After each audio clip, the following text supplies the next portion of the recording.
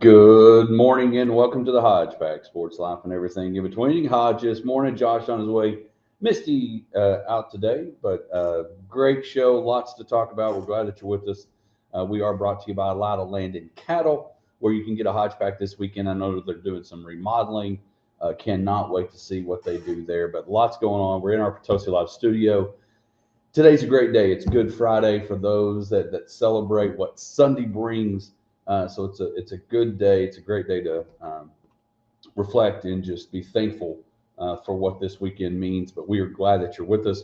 Lots going on. March Madness is very matty. Yesterday was opening day officially, even though there was a series in Korea. Yesterday was opening day, and the Texas Rangers kicked off the defense of their World Series championship and are on pace, as Michael Bacon says, to win 162 games. We're glad, again, that you're with this big weekend, not only Good Friday and Easter, but we have Outlaws and Legends kicking off today with Jamie Richards at 2 o'clock, where you can hear him all the time on the Texas Two-Step with Greg. And big shout out to some folks around here, JB Cloud and Red Dirt Proud winning syndicated show of the year at the Texas Texas Regional Radio Music Awards, and then our good buddy Greg Austin winning large market personality. Such a well-deserving award to those guys, and appreciate them and glad to be a part of the great team here at KLGD. Again, lots to talk about. This is a big day for me, and for those that know, and Josh and everybody knows that listens and hears that I'm a big fan of Clemson, and we're excited. You've seen it. We made the announcement yesterday, but joining us on our Pest Patrol phone line, I had an opportunity to interview two-time national champion coach. Just a great conversation. Look forward to having you listen to how that went, as we will have Dabo Sweeney. It'll be a two-part interview. We'll have it after our commercial break, and then we will two parts. You'll get to hear it. So looking forward to that. But it was just a big day yesterday in sports, and really just everything as March Madness is rocking and rolling. And again, we're going to dive right into, because great timing for Mr. Josh. Josh, how's it going? Had a big day yesterday. Yeah, I'm dysfunctional. I spilled coffee on my pants. My kids, I let them stay up to watch baseball last night. They did not want to get up this morning. It's a holiday. It's hard to get going. But I rolled in here 10 minutes late. Well, actually, you're right on time, because yesterday was a big day as opening day happened, and we don't have the only reason it wouldn't be the disaster of the week, because it was a World Series banner. But last night the Texas Rangers they really were struggling with that. They spilled coffee on themselves as well. But yesterday the Texas Rangers, and really Major League Baseball, opened the doors opening day, and just a couple of, before we dive into the First Bank and Trust, we're going to kind of bring everything in. We'll talk more baseball though. But yesterday was big because it was the opening day. It was the first, and I go back to what happened in Korea. Baseball was on the field last week, but nobody paid attention to that because it was all on Ohtani off the field. Right. But yesterday and the games were taking place like before you woke up. Right. Nobody was awake except on that time zone. But in all that, so yesterday, Josh, the Texas Rangers win, and it was a big deal. We were trying to watch. It's hard when you love having people over, but trying to watch the pomp and circumstances of the trophy presentation and all that. But the game did not disappoint last night. No, it did not. Baseball's obviously a long season. A lot of people get the notion of like, well, it's the first game of the year, and or in the middle of the year, not paying attention because there's so many games or whatever. But you got to remember, last year the Rangers made the playoffs by one game. So any one loss that they would have had the whole rest of the year, or any one win that they picked up the whole rest of the year, was the difference in making the playoffs and not. So I know there's 162 games. They first won yesterday, winning a walk-off. I was remembering, I go back old school, 2010, the first time the Rangers made the World Series, also had a walk-off win on opening day by a catcher, Jared Saltalamacchia. It's kind of hard to remember, and I can't spell that if you ever ask me to. So in 2011, that was 2010. They made the World Series that year, lost to the Bruce Bochy-led Giants. I was at that game. I was thinking about that yesterday. I've been to probably, I don't know, 15 or so opening days in my life. It's gotten harder as I've gotten older, kids and such. So I hadn't been in a few years, but I always like watching it on TV. That the old school, the roof was closed last night, so you can't do the flyover. But the national anthem, the B-1 flying over, the whole thing, it's a big deal. It's exciting. It's my birthday, all of those things, so it's I don't know. I do get a little overly giddy about baseball. I'm sure that's like you geek out on golf, and I do so on baseball. So baseball's cooler than golf, though. So I've got at least that trump card. Well, the good thing is I'll get to play as long as I can live. But I guess we could still play baseball. I found out there's a senior league slow pitch softball division out in the world. But last night, let's talk about the baseball that happened yesterday. A couple of highlights before we talk Rangers. The Angels, Ron Washington, and one of the teams that a lot of people feel like could be the favorite to take away that World Series title, the Baltimore Orioles yesterday. They started, again, they're on pace to 162 wins as well. They beat the Angels 11-3 yesterday. The Shohei Ohtani official, I guess, in-state debut, the Dodgers beat the Cardinals yesterday. And then the New York Yankees beating the Astros. I think probably the Yankees, they're the Cowboys. They're always going to have pressure. They're always going to have expectations. And they beat the Astros 5-4 yesterday. And then last night, again, the Texas Rangers, Uvalde on the hill for the Rangers. And it was a game that, one, you had a historic franchise in the Chicago Cubs in town, which I thought was cool. Mm-hmm. And then it was a game that did not disappoint. No, not at all. Like I was talking about, the pomp and circumstance and all that stuff, the walk-off win, the legend of Wyatt Langford, with his debut. I found it. I don't know. I don't know how you'd even look this up as far as if there's even a stat to look up. But being intentionally walked to get to the next guy in your first game ever in the big leagues is something that struck me as I don't know that I've ever seen nor heard of that. But he got his first hit, his first RBI in his first game, which is only he played in the College World Series last year, so that's just pretty incredible. And really in a pitcher's duel that had someone that looked like Hodge running, blow out his knee and have to leave the game, which I feel bad for that, but he did not look athletic when that occurred. And really last night was about, why you have more than just 9 people on the bench. We had a big game-tying home run by, you're going to have to say his name. Jankowski. There you go. Who only hit 1 home run all of last year, and he hit 1 in his first at-bat this year. Jankowski just totally redeemed yourself from Saltalamacchia. So that's good. Yeah. And then the other focus was on the guy that was walked was Wyatt Langford. The guy that came up after him was Jonah Heim, who got out. Right. But then Jonah Heim became a regular appearance, if you will. If this was a movie, Jonah Heim had the fly out when the bases were loaded. And then we had a very debacle, if you will, behind the plate from the umpire and, unfortunately, Jonah Heim as well. We have a check swing that did not count, that should have been a strike 3. And then we have a foul ball that's not called. And in that, the game-leading run at the time, 3-2 from the Cubs, is because Jonah Heim is trying to get a call, not get the ball, and then it's 3-2, and then Jonah Heim gets to totally redeem himself as a Dumb and Dumber with a walk-off. Well, and that no call on the foul ball was obviously a terrible call, and I don't know how the umpire doesn't hear that ball hit the bat.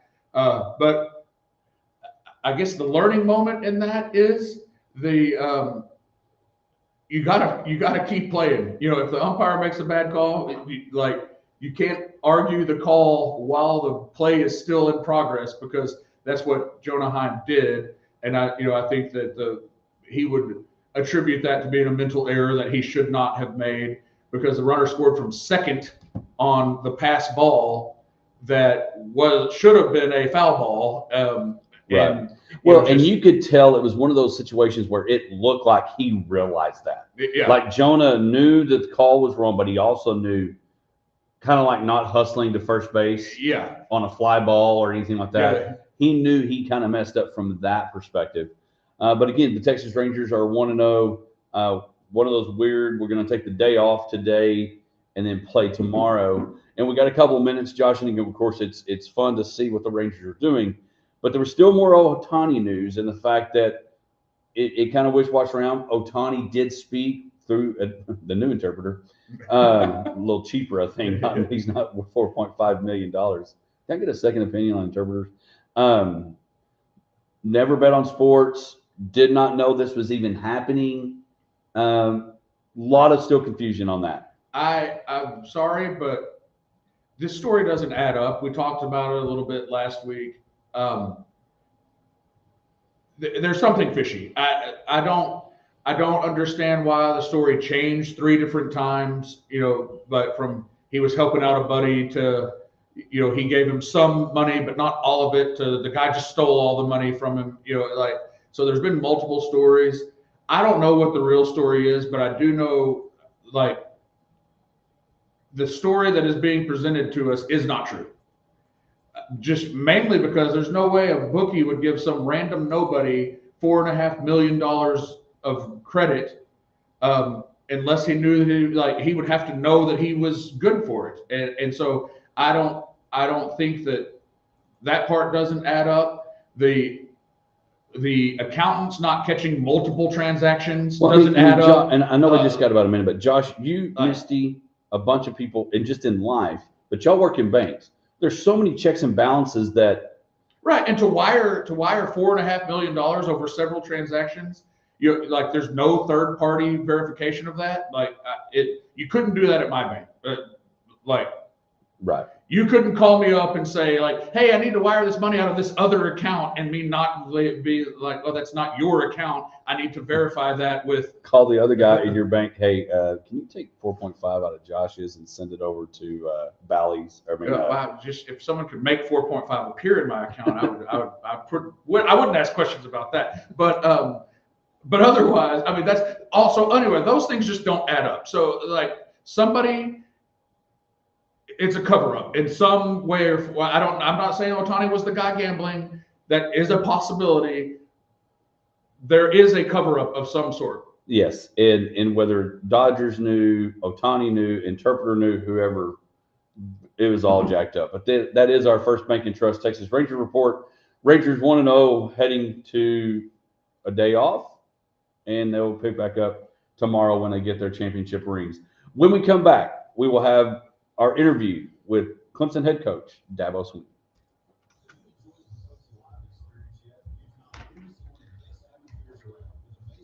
Yeah, I've got to figure out. Hey, everybody, we'll be back with Dabo. Be 2 parts. You'll be able to hear it. Of course, feel free to download, subscribe, rate, review on the podcast channels. So be ready to roll on that. I've got to figure out. I don't know why. Whatever I did. Oh, you jacked something up? Well, I did figure something out. Oh, well, the good thing is are there any good things? Great products and great service too. So the next time you need a new car, truck, or SUV, come see us or shop 24/7 at LawrenceAbilene.com. Go to Abilene's best new car dealer for over 28 years.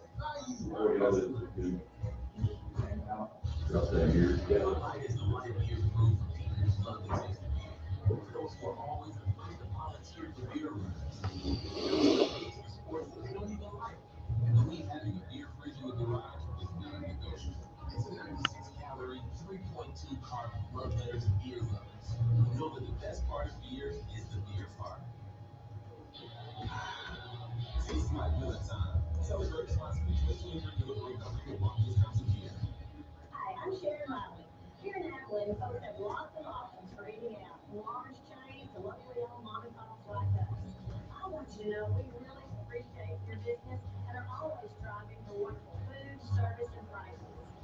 So we listened to you and have updated our menu, bringing back all the favorites like nachos and fajitas, and adding more small plates for the line of appetizers. So no fear. I want to hear you say, yum, yum. Everything about my street is quiet. Same. The people.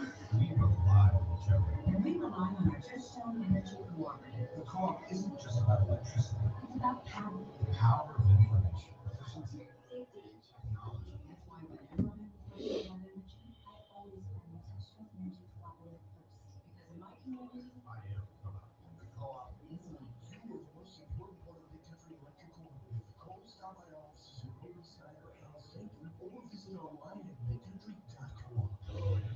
Big Country, my name is John Keating. I am the resident of Disability Resources Incorporated. I'm here to tell you about our document destruction and paper shredding business. Our services include routine pickups, purges, or we accept drop-offs at our state-of-the-art safe and secure facility. We are the DRI shredders. We are here to assist and serve you in the destruction of your most private All right, Dabo will be coming up soon.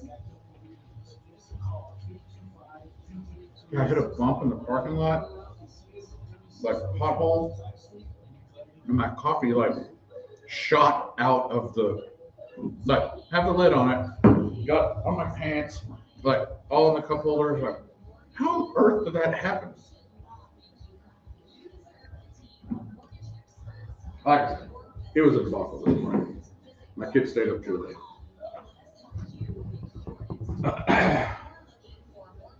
I was tired. Like I said, I had to get up really early to go to probably that yesterday morning. We went to a business after hours. Anyway, On Wednesday, kick it to little old school. hey, welcome back to the Hodge Pack, Sports Life and everything in between. We're now going to kick off our first part of our interview with Dabo Sweeney. Enjoy. I'm doing well. How are you doing? Doing good. Well, I can tell you, I appreciate you doing this for me. You have no idea. We started this show 5 years ago, and the very first guest that we had on the show was Tim Bray. Really? Right after y'all won your second national championship, of course, the third one for the school. Yeah. I went to Twitter and I just said, hey, I've been a Clemson guy back in College Boyd and New Spring. The church is actually how I got hooked up, and then watching you talk about Jesus. And so all my Abilene people give me a hard time. I'm like, well, I'm a Clemson guy. It's okay. And so, Where are you? You live in Abilene? Abilene, Texas, yes, sir. Wow. So my mentor, Gene Stallings, his 4 daughters all went to Abilene Christian, and he's a board member there for years and years and years. So I've heard about Abilene many, many times. Yes, sir. And actually, so I work for an electric co-op, which is kind of how we tied all this. And we're going to talk about dreams, and this is one of my dreams, is getting to do this show.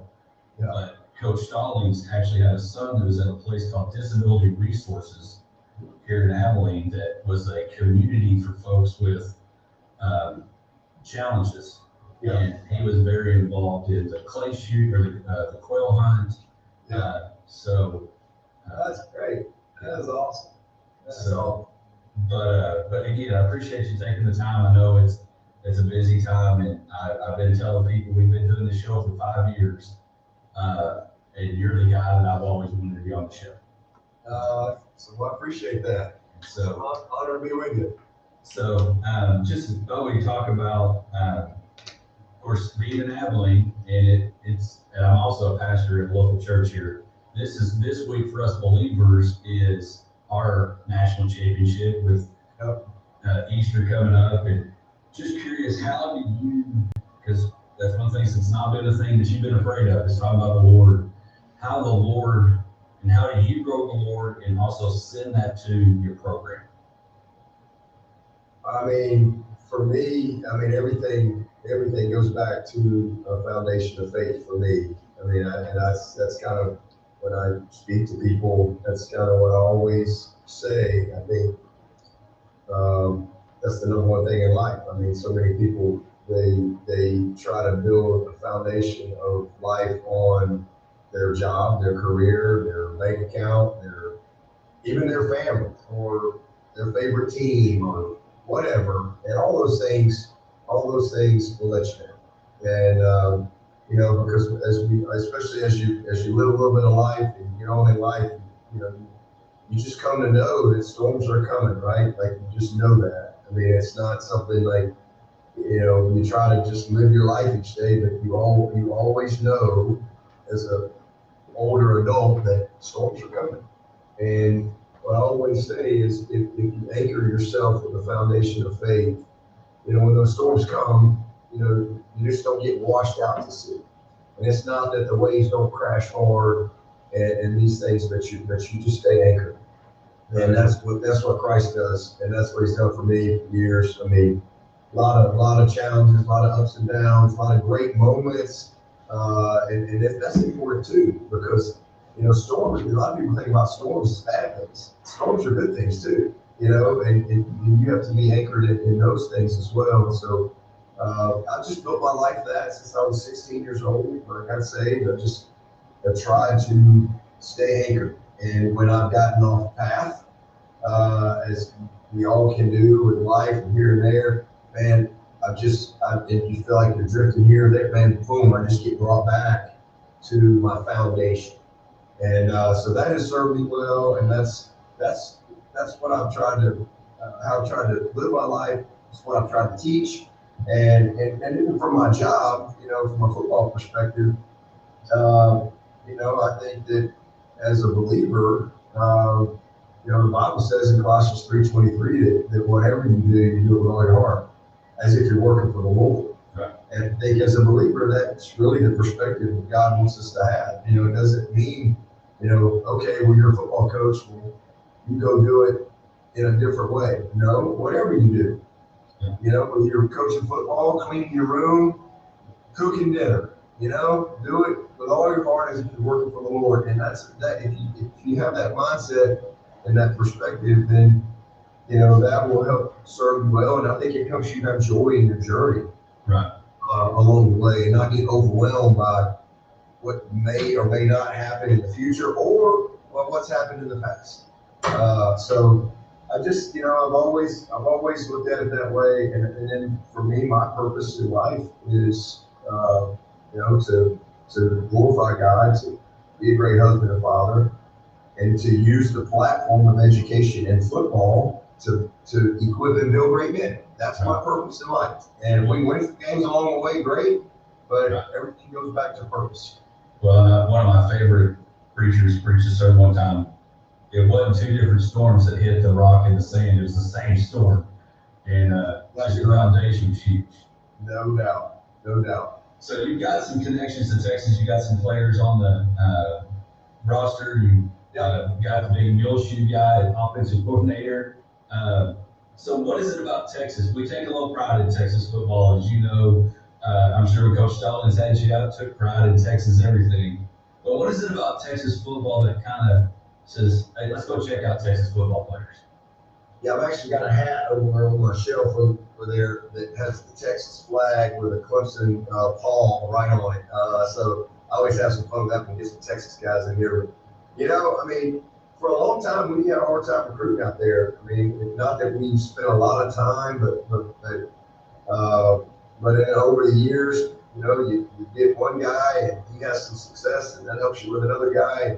But I've always looked at Texas as elite, when it comes to high school football. Because even when I was coaching at Alabama, I mean, you get a kid from Texas, man, they're tough. They love football. They've been coached. I mean, it is, basically college football in the state of Texas. I think that's how everybody approaches it from an administrative standpoint. People support and pour into high school football just like a lot of places do, and even in some more so than a lot of colleges and universities do. And then the college football in the state of Texas is looked at as, the mecca in that state. So you know what you're getting, and again, we've had guys that have come in here and they've all had a lot of success. Certainly our quarterback now from Austin, we've had some great players, and as we've had success with those guys, and as our brand has grown, we're not just when we first started, we were pretty much regional recruiting. But as we've had success and won a couple national championships, a bunch of playoffs and all that, our reach has grown. And kids have just grown up seeing us, and more so than, when I first came to Clemson, you didn't have social media and all that stuff. And, now kids can visit a school without even visiting a school. They feel like they know you and they understand the program more from afar. So, but there's no greater, message than experience and word of mouth. And so the kids that have come here, I think that's resonated, back. And then we work hard. We try to have good relationships with the high school coaches. Well, I've said all along, before I went into the co-op world, I was a high school coach here at Texas for 10 years. And there's not a better brotherhood outside the military than coaches. Yeah. And I believe that just because we all go through the same thing. What's happening in Austin, Westlake, or big city of Merkel may be a little different than Clemson, but coaches are going through it and trying to make the best of and be example for kids. And so I think we got a bunch of coaches here now. We got the whole staff from Sulphur Springs is here. And head coach Melissa, Texas high school is here yesterday. Coach Nally. So we get a bunch of guys that come in and out of here all the time, and it's been fun. It's fun for them to get a chance to come see Clemson and fun for us to show them Clemson. Well, and so football, it gets off the field, but it really is never out of season, Coach. It just gets off the field to work to get back on it. So, and you talk about, again, a guy that we've had to have on the show is Marty Smith and his new book, Sideline CEO. You talk about the windshield and how important that is. What's the windshield like for the upcoming year, and what's it like for the Tigers in 24 and kind of right now? Because I know now, all in, that now matters. Oh, yeah. What does that look like right now? Well, so, it's a day-to-day deal. That's just kind of the approach that we take. But where we are right now programmatically, we break the year down into what we call, just like a game, 4 quarters. We have 4 phases, and that helps us kind of create the daily focus that we need with these guys. Because again, it's a long year, there's a lot going on, and everybody can go once. So we're just trying to help create that windshield mentality daily. We're in our get ready phase right now. So January through the spring game is what we kind of call, hey, we're getting ready. And then we take all of that from spring. I'll start exit meetings. We have a spring game on April 6th. April 8th, I'll start all of our player meetings. That usually takes 3 to 4 weeks. A lot of players, and then we go into what we call transformation. So we want to transform. Between now and August, when we get into camp. And once we get into camp, then it's prime time, phase of our journey. Every year's a journey. And then we have the championship phase, because we're always playing for a championship in the fourth quarter, always, because at a minimum, we're playing for our state championship, right? Or a division championship, a conference championship. Hopefully we're getting into the playoffs. So we kind of have the year broken down like that. And so right now we just finished stage 12 of spring practice. We have our last big scrimmage tomorrow, and then we've got the spring game next week. And then when we get out of the spring game, we'll have 3 weeks of training. Our kids get out the first week of May, and May is kind of first 3 weeks of May is a unique time for us. So our kids do micro internships all over the world. We'll have kids in London, England, California, all over.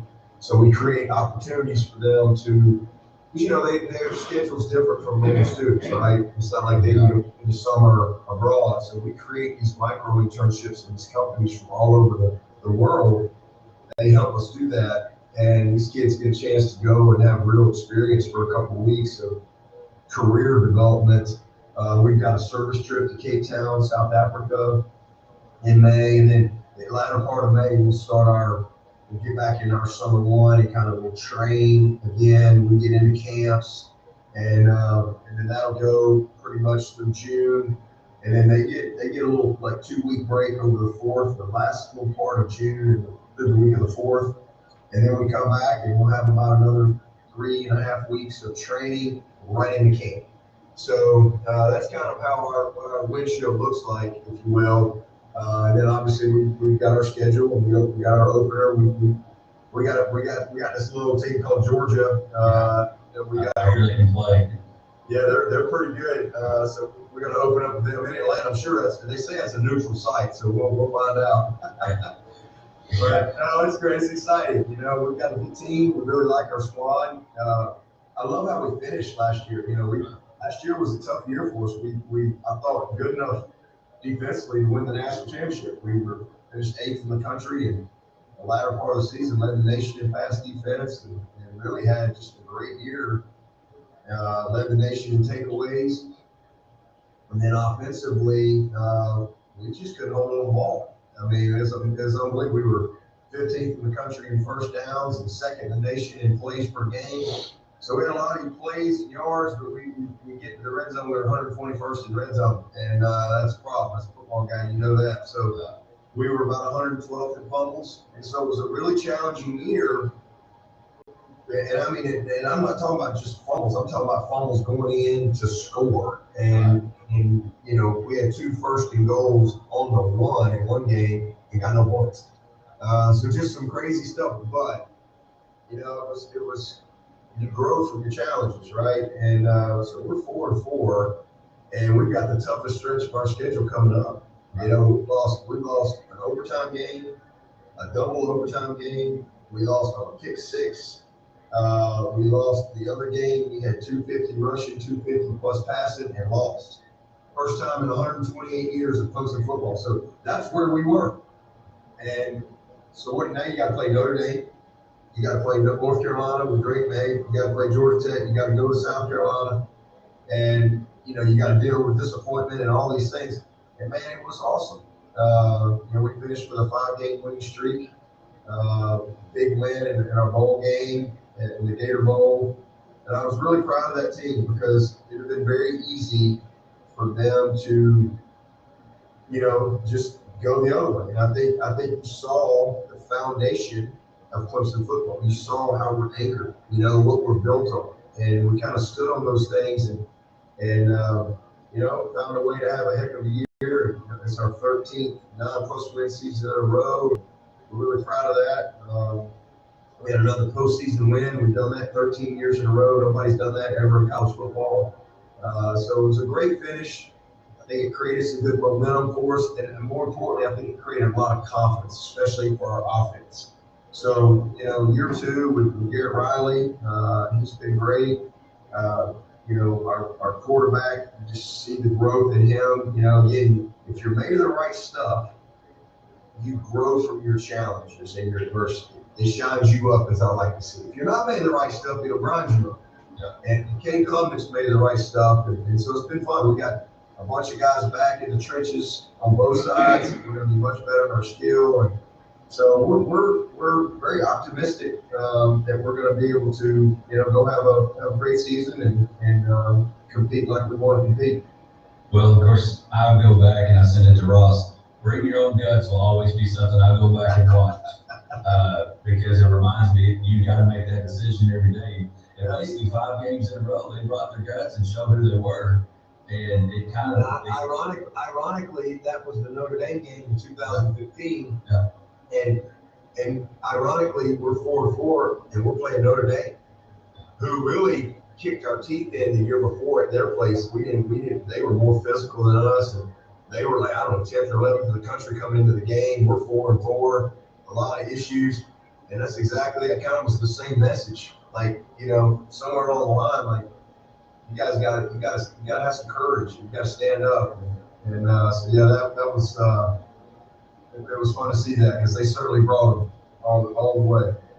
Well, and, you know, again, best is the standard at Clemson. And I know all in is what y'all, and I love the part about, you know, attitude, love, learn, invest, but the now. And so what are some things that have helped do that and create that culture? Chick-fil-A, we love the Lord's Chicken. Everybody knows you get the culture at Chick-fil-A, it's fantastic. And they've had a lot of success. What do you think are some of the deals that have created that success to do the things like 13 in a row that nobody else is doing there at Clemson? Yeah.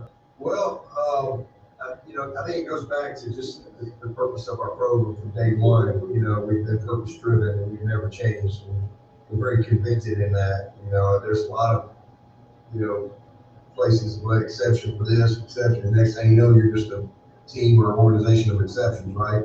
And we're a program of core values and convictions. And, if you have convictions, you're not going to compromise, for convenience. And sometimes maybe what's best for a certain team isn't what's best for the long term of your organization too. So we've always been purpose driven. And from day one, it's been about graduating our players. It's been about equipping them as men. It's been about them having a great experience. And the last thing is winning a championship. And that's never changed. So, and it's easy to say 16 years ago, but now you look now and you go, okay, well, all right, if you're truly purpose driven, you ought to have some results that line up and parallel and reflect that purpose, right? And so I've had 368 seniors, 362 graduates. We just had a 99% graduation success rate. That's the highest recorded in the Power 5 in 40 years. It's the highest in football this year. So we're living our purpose. We stay focused on that. Our Paul Journey program, I talked about equipping as men, using the game, teaching them how to use this platform. To me, that's what we do best. I've got 25 forward players on this staff. They're not back here because they had a great experience, a bad experience. They're back here because they had a great experience. Our kids are back here all the time.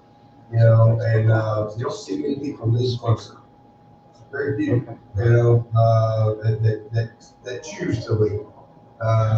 Some have to leave because you got to move on. But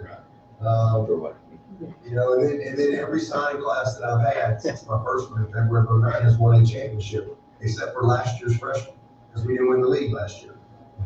Every signing class has won a championship. So we've lived out our purpose.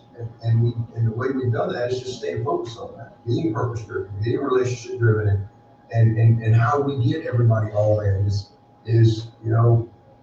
having a family atmosphere, lots of communication, creating trust and respect, being purpose driven, everybody knowing what the purpose is, and then also having an appreciation for everybody and what their role is. That's how we kind of got everybody all in.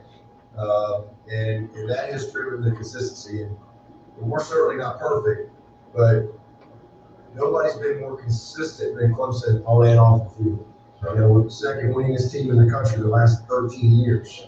Alabama's first, we're second since 2011. And we're proud of that. But we're the only team in the country that's been top 25 in football and academics 12 years in a row. The only one, 133 schools. So what has driven that? It's one thing to do it once, but to do it over and over and over. We won this league 8 times in the last 12 years, 7 out of the last 9. When I got the job, we had to win it 20 years. And so we're not perfect. We went to 6 playoffs, 6 Final Fours, and we won a couple of national championships. We've never had a no more recruiting class. We're always 8 to 15. We're consistent. And what's driven the consistency is, again, being convicted by what our purpose is, knowing what our purpose is, and being convicted and driving that, and not compromising along the way. It's not that you don't change or adapt. We've had to adapt and change a million ways, but our core values and our purpose has never changed. Well, and I'm a big believer.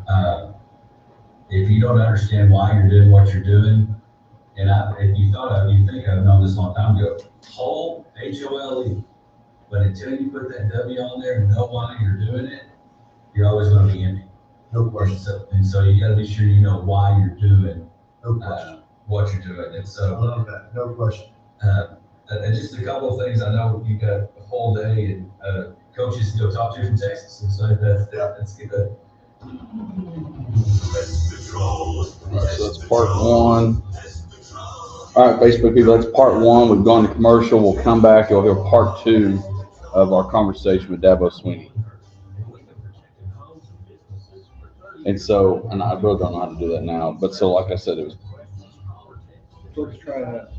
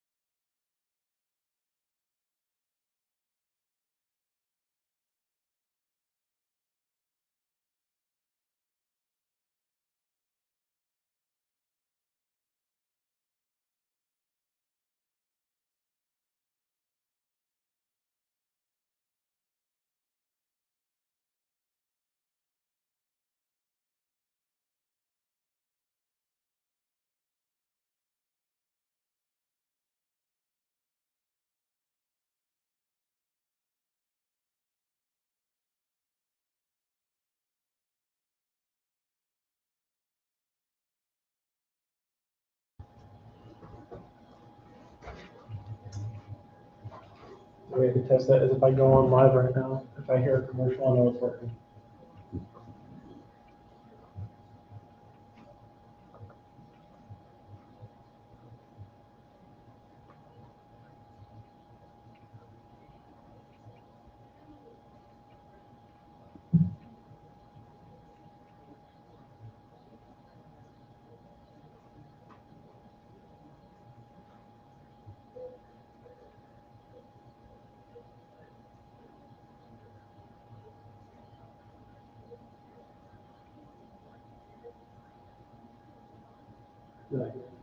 Huh?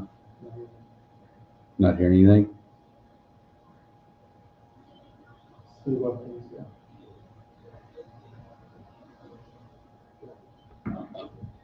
Yep. Not hearing anything? Let's go to the webcam. All right, so I need to. All right, I need to go back. Okay, you're cool. It's okay. It's adults. And when we do that, our why goes, and now we just have a whole. What are some dreams for Coach Dabo Sweeney? Well, man, my dreams for me is to, from just a football perspective, I want this to be the winningest decade in college football history.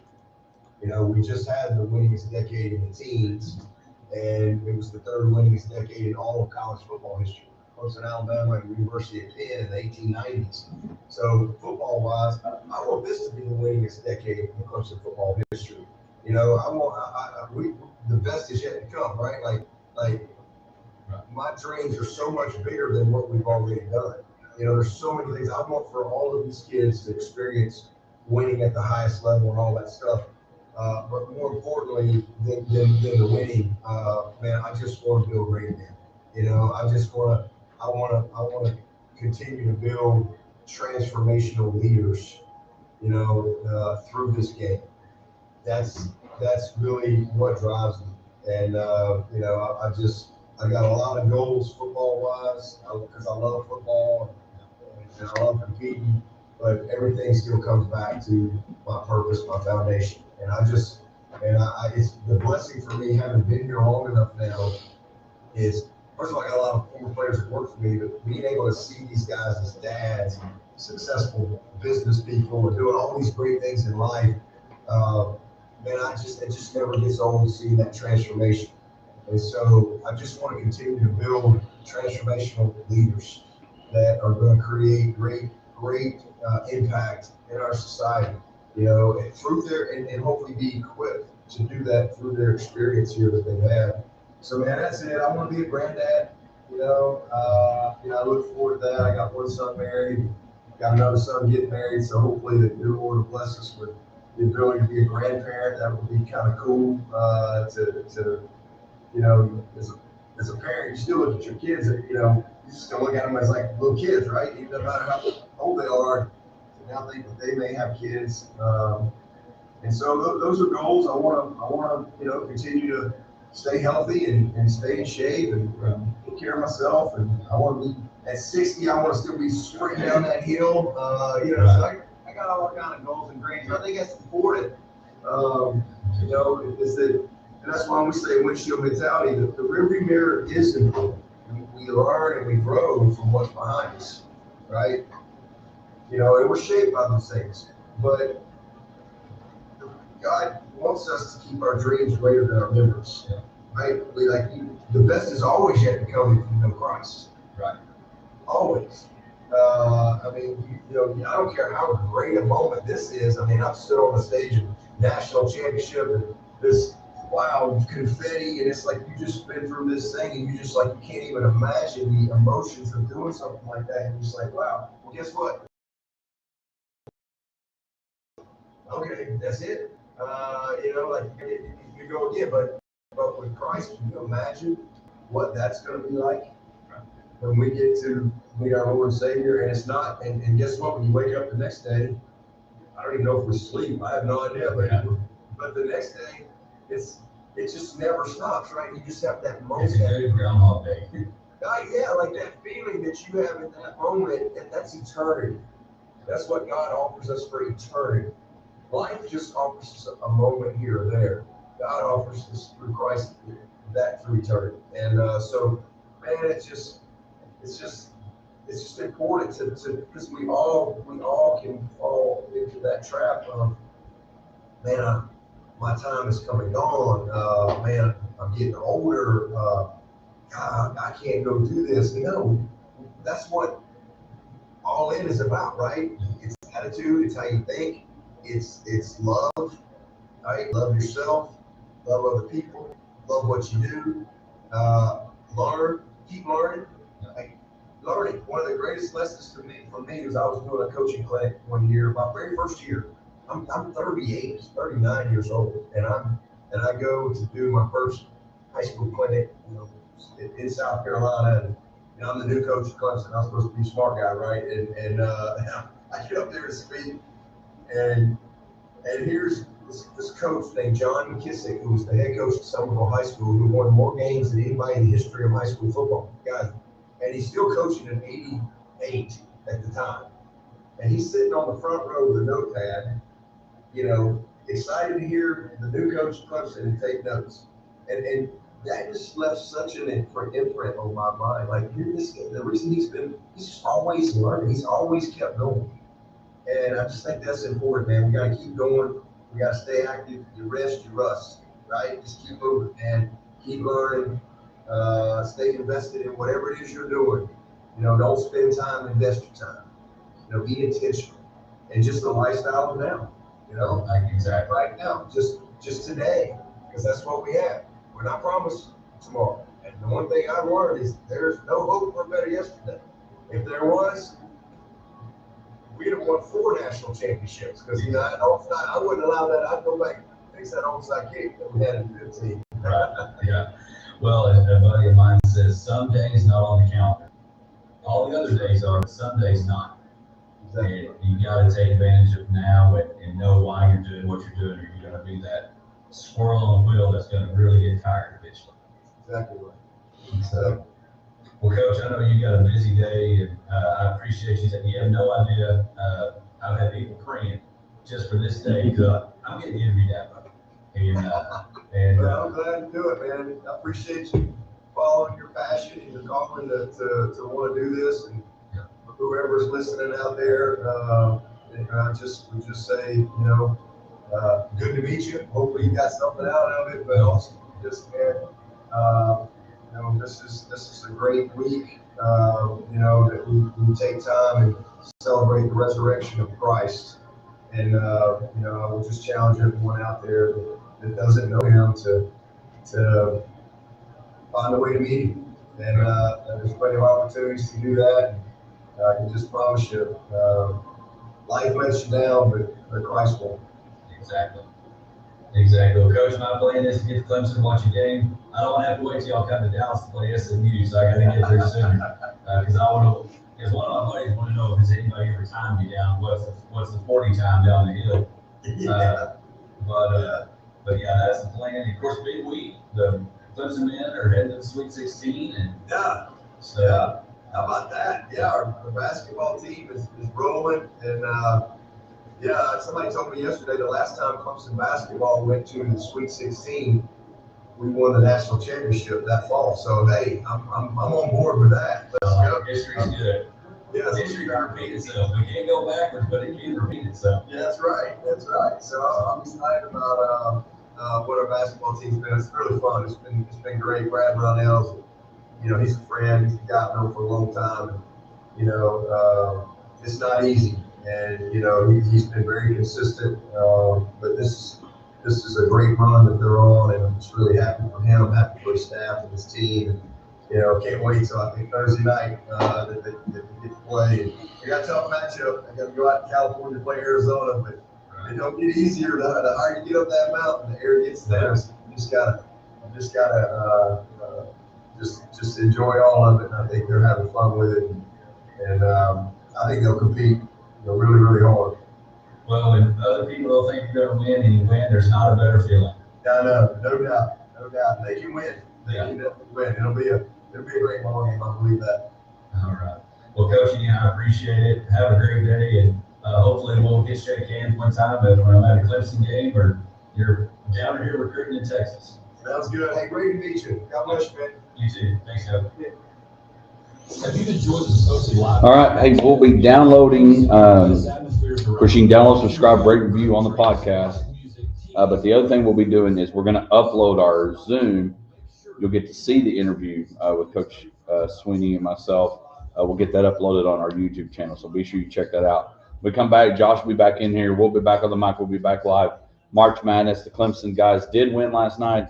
We'll talk about that. Got a whole nother hour to come. Stay with us.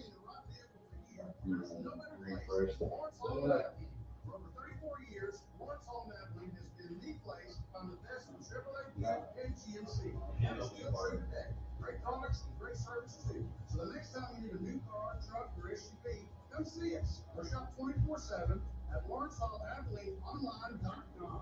Or at Abilene's best new car dealer for over 28 years. IU, our customer. Your life is a life year proof for people who love to taste the beer. Those who are always the first to volunteer for beer runs. Set up tailgates for sports that they don't even like.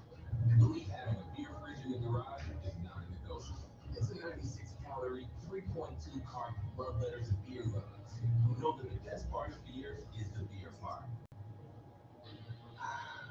It tastes like Miller time. Celebrate responsibly. 2023 Miller Brewing Company, Milwaukee, Wisconsin beer. Hello, everyone in the country. My name is Kenneth Key. I am a resident at Disability Resources Incorporated. Here to tell you about our document destruction and paper shredding business. Our services include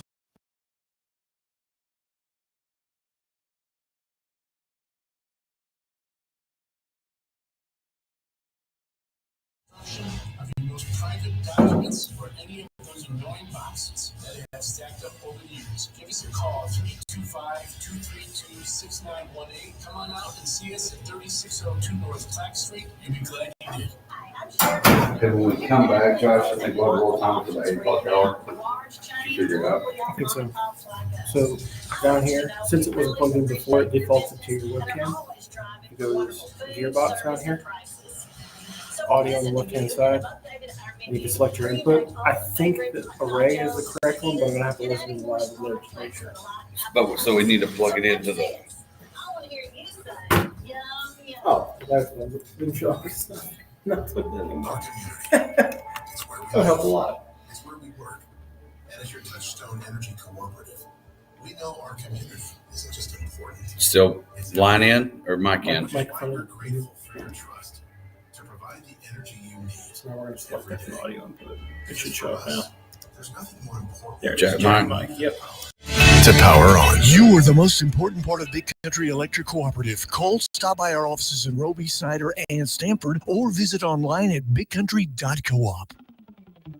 Pest Patrol, Pest Patrol, Pest Patrol. To get a big, bright yellow truck, come call Pest Patrol. Hi, I'm Weldon Hurt, and we've been protecting families just like yours with pest problems for 30 years. If you have pest issues, let our family help yours. For service or questions, call or text at 325-673-6700. The big, bright yellow truck coming to your door. Call Pest Patrol.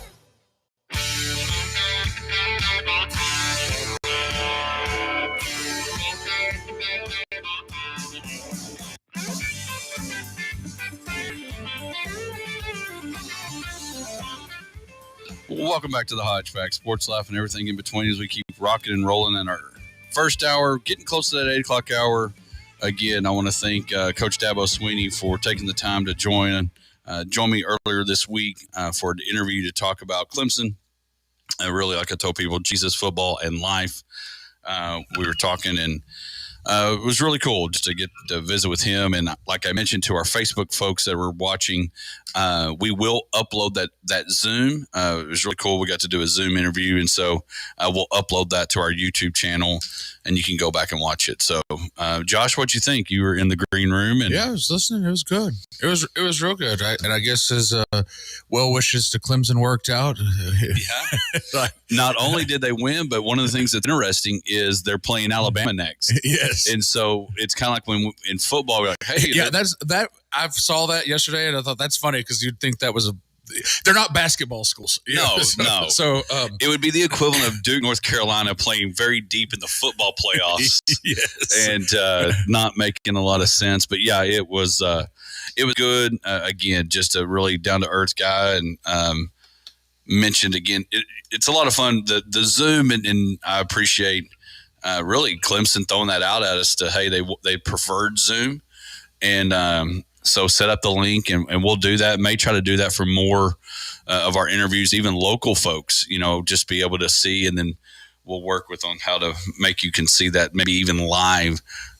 We're still working on that. So we're very technical people. I mean, that's really we are very, yeah. Like we are in the mall, and we are fancy digs. When we've got people here to help us that are wearing Yankees hats. So that's how low the bar is, that we need help from someone who comes in here wearing a Yankees hat. Now, Josh, for somebody, when Joey Gallo went to the Yankees, I did watch the Yankees when Joey Gallo got traded there, but well, we'll probably, in fact, maybe in that 8 o'clock that hour, didn't work well for the Yankees. Though it worked out all right for the Rangers. Well, because he needed his beard. Joey Gallo needed his beard. It was the end of his career. What is he doing now? He plays for the Nationals. So kind of end of his career. Yeah, Did you see that Nelson Cruz is signing a 1-day contract to retire with the Mariners? I found that odd. Nelson Cruz obviously had some big moments for the Rangers, and then kind of left on auspicious terms, I guess. So it's probably a hard feeling there. How close do you think he is? Like, if you were to rank, tell you what, let's do our legal ID real quick, because I love live radio and I love when things crazy come up and questions like this. Hold that thought. And action! KLGD Stanford, Abilene, 106.9 FM. Your home for real country music. Country Giant Radio. Now, Josh, I'm not saying they're identical twins. Kind of like your twins are not identical. Where would you put the comparison Nelson Cruz to Bill Buckner? Because there was a stretch where for the longest time Bill Buckner had that, and rest in peace, Bill Buckner's passed away, but since, and I think there was a time where they ended up welcoming him back. Of course, it probably helped when they finally won some World Series. But is it Danny DeVito and Arnold Schwarzenegger, or is it semi-close? I don't think it's that close. I mean, first of all, the Bill Buckner, that became synonymous between, like, a ball goes between your legs, you pull the Bill Buckner. So, like, maybe not anymore. It's probably too old now to have that reference. But that play was also obviously makeable, and 99.9% of the time made play, so and the Nelson Cruz mishap in right field, I wouldn't say that was an easy play. It was a play that he could have made, should have made, maybe, there's all sorts of speculation as to him playing too shallow because he was ready to join the melee, and all of those things that go with that. So they're similar in the fact that it was an unmade defensive play that cost the team a World Series championship in Game 6. Yes, but they're dissimilar in the fact of the Buckner one. Like I said, that was a cupcake play not made. Nelson Cruz there was a ball hit deep that went off the wall. I don't think it's ever easy to run to the wall, find the wall, make the catch. Well, I wanted to make a shirt that said "Find the wall, win it all." Well, and yes, that would be the case, but you can't say that that's an easy play. But they're at least related. I agreed with that. So maybe they are Arnold Schwarzenegger and Danny DeVito when it comes to twins. So again, Misty out today doing some things at work, and she'll be back next week. So I wanted to throw this out at you. It's not on the run sheet, so don't look at it because it's not going to help your cause. I was about to say, this run sheet has nothing on it that we've done. Oh, well, we've done some of it. But anyway, so. You can have that. Well, you're a coffee boy. Anyway, so yesterday is your greatest, and put this out, Facebook listeners, and send it on Facebook or Twitter at the Hodge Pack. Yesterday, opening day, big day for a lot of people, whether you're a Cardinals fan, Rangers fan, whoever you were, baseball opening day, big deal. Where would you rank the other days, or what other days, again, not necessarily identical comparing to opening day in baseball? What are some other days that you would say people look forward to and have a feel for it like baseball does opening day? I guess I will make that our Mulligan's Misty's bag question. Okay, yeah, well, that's I appreciate it. I like being put on the spot.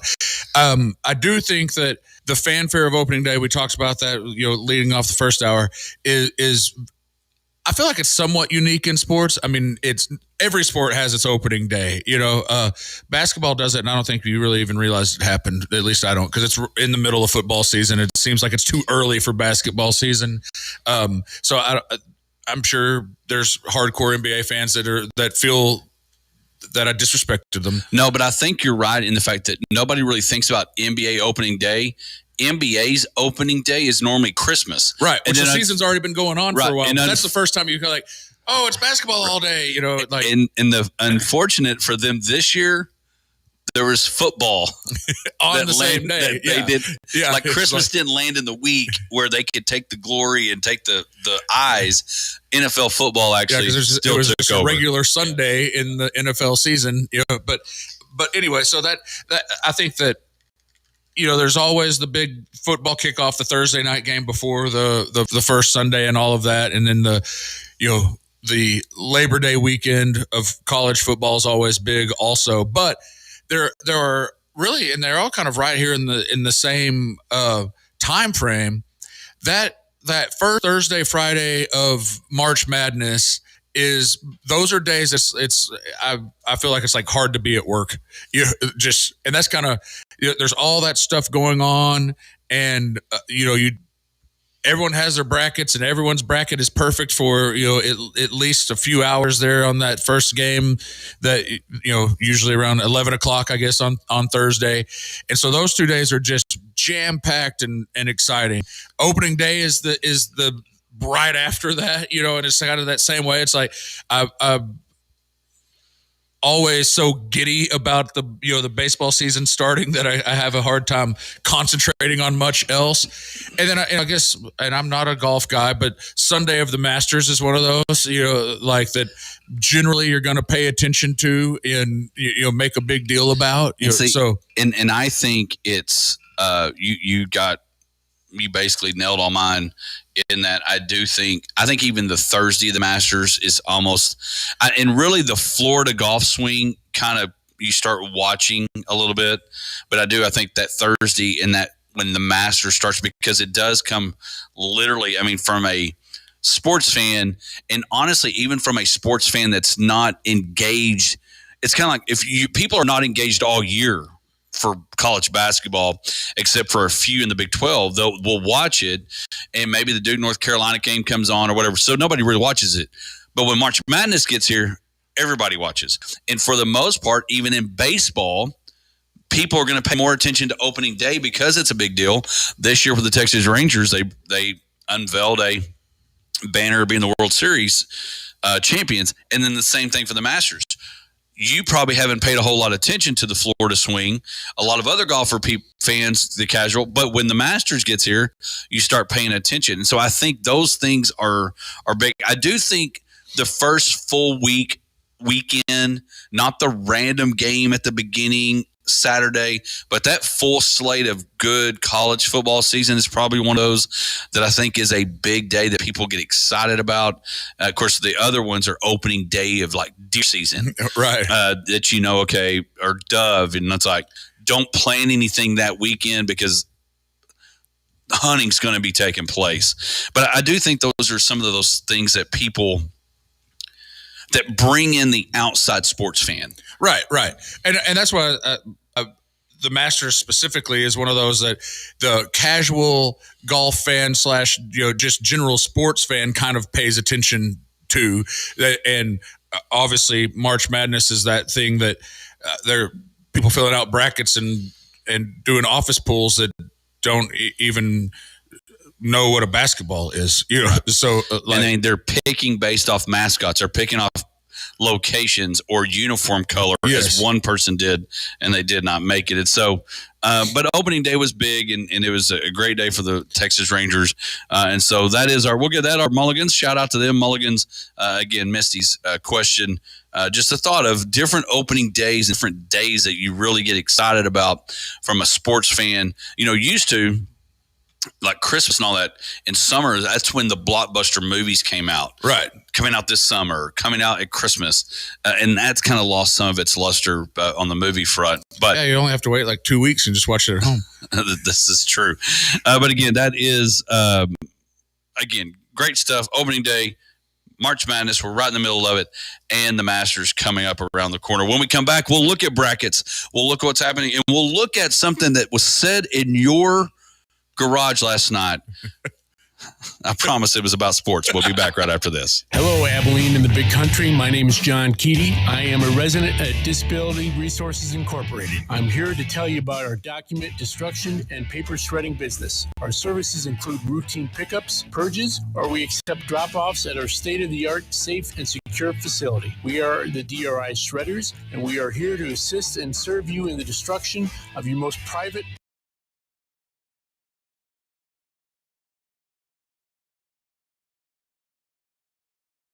on out and see us at 3602 North Clack Street. You'll be glad you did. At First Bank and Trust, our story started in 1996 and it continues because of you, our customers, our communities, and our neighbors. We are proud to be a small part of your success. But where does your story start? Where do you want to go? Whether starting a business, saving for the future, or launching your ideas to the next level, we want to help you take your first steps towards something big. Call or email one of our bankers today. At First Bank and Trust, we see potential, ideas, innovation, growth everywhere. Member FDIC and Equal Housing Lender. Being there, every minute, year after year. As your Touchstone Energy Cooperative, it's not just our way of doing business, it's our way of life. Providing the energy our community relies on every day. And as a Touchstone Energy Cooperative member, that means value that goes far beyond the energy we provide. It's value you can't really put a price on. You are the most important part of Big Country Electric Cooperative. Call, stop by our offices in Roby, Cider, and Stamford, or visit online at bigcountry.coop. Have you enjoyed the Potosi Live experience yet? If not, you're missing one of the best atmospheres around. With amazing food, great drinks, live music, TVs to watch your favorite sporting events. The Potosi Live team will make sure you have an experience that you're going to tell your friends about. Check out PotosiLive.com or go like them at Potosi Live on Facebook for their upcoming live music and ticket events. Head out to Potosi at 897 FM 1750 for the Potosi Live experience. That to-do list you have needs one more thing. Chill. It's an easy thing to do. Just crack open an ice-cold Coors Light and chill. Take the afternoon off and binge watch anything. Go to happy hour and stay for a couple hours. Who's counting anyways? Or hang out with just your dog because you've had enough human interaction this week. Whatever you do it with a Coors Light. Mountain Cold Refreshment made to chill. 2020 Coors Brewing Company, Golden, Colorado. Celebrate responsibly. When it comes to finding the right vehicle for you, there's no better place than Lawrence Hall in Abilene. For over 34 years, Lawrence Hall in Abilene has been the place to find the best from Chevrolet, Buick, and GMC. That is still true today. Great products and great service, too. So the next time you need a new car, truck, or SUV, come see us or shop 24/7 at LawrenceHallAbileneOnline.com. Voted Abilene's best new car dealer for over 28 years by you, our customers. Hi, I'm Sharon Riley. Here in Abilene, folks have lots of options for eating out, from large chains to locally owned mom and pops like us. I want you to know we really appreciate your business and are always striving for wonderful food, service, and prices. So we listen to you and have updated our menu, bringing back old favorites like nachos and fajitas and adding more small plates for the light appetites. So come see us. I want to hear you say, yum, yum. Pest Patrol, Pest Patrol, Pest Patrol. To get a big bright yellow truck coming to your door. Call Pest Patrol. Hi, I'm Weldon Hurts, and we've been protecting homes and businesses for 30 years right here in the Big Country. If you need service or just have questions, call or text at 325-673-6700. The big bright yellow truck coming to your door. Call Pest Patrol. Tammy, are you crying? There's no crying. There's no crying in mortgages. Buying a home should not make you cry. You deserve a team of mortgage experts who have your best interest at heart. Visit ColemanBank.com and let us help you make your next move. If you are looking for a mortgage team in a league of their own, Coleman County State Bank is the place for you. Equal Housing Lender, member FDIC. The time has changed and it's time to hit the range at Mulligan Sports Bar, Grill, and Golf. Come relax on the patio, hit golf balls on the driving range, play 18 holes, and go enjoy a delicious meal, cold drinks with friends. Head to 1166 Ben Ritchie Drive, Mulligan Sports Bar, Grill, and Golf. You'll be glad you did. hot sports takes, life, and everything in between that'll fire you up for the day. The Hodge Pack. Welcome back to Hodge Pack. We are in hour number 2, brought to you by Coleman County State Bank. Check them out at colemanbank.com. Josh, it is March Madness. We have 77 people in our bracket, and last night, big upsets. I think last night was really it kind of goes against my Power 5 versus Power 5 upset, and really 2 and 3 is not upset. I guess the upset was that I had Iowa State going to the Final Four. Iowa State I thought was the Big 12 has really disappointed me in this tournament. Okay, I'm glad you said that, Josh. I mean, Houston's still hanging in there, but no one else lived up to what you would have hoped they did. And I'm glad you said that. And I don't know if you were over there when and Jamie and Tyler and I were talking, but the Big 12 ended up being a disappointment. And they said, well, and Brent Hill said, well, we won a national championship just a few years ago. But I think the reason the struggle was the Big 12, all of the talk all year was there may be 7 to 9 teams get in. And it's such a great league. They're beating each other up. They're going to be so good when they get to the tournament. And I think that's why people thought Iowa State could win it. Houston obviously can win it. That's why I had Iowa State and Houston having a rematch in the finals. I obviously was wrong and probably have a reason in that. But we needed more people. I say we, as the Big 12 fan and teams that we watch, needed a few more in the Sweet 16s to validate what they're doing. For sure. There's Tech was kind of beat by what ended up being the kind of Cinderella team, the team that shouldn't necessarily, if you went to the regular season, they wouldn't have made the playoffs if they didn't win their conference. So that's always the that backdoor win your conference you get in for the Power 5 is always interesting because that's what it, that trickles down. Some other team that's quote unquote better doesn't get in and whatnot, but then they just go on a run and they keep beating people.